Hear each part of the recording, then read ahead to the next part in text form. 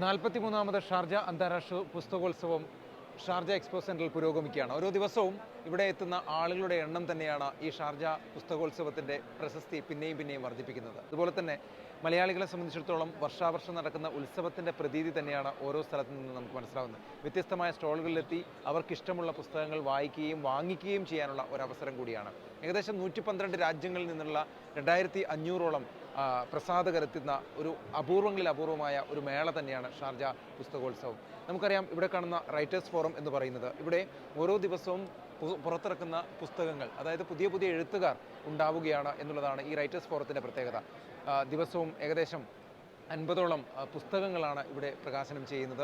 ഏകദേശം 400ലധികം പുസ്തകങ്ങൾ ഈ ഒരു 12 ദിവസത്തെ മേള അവസാനിക്കുമ്പോൾ ഇവിടെ പ്രകാശനം ചെയ്യപ്പെടും എന്നുള്ളത് ഒരുപാട് എഴുത്തുകാരെ സംഭാവന ചെയ്യുന്നു എന്നുള്ളത് തന്നെയാണ് ഇതിൻ്റെ ഏറ്റവും വലിയ സവിശേഷത.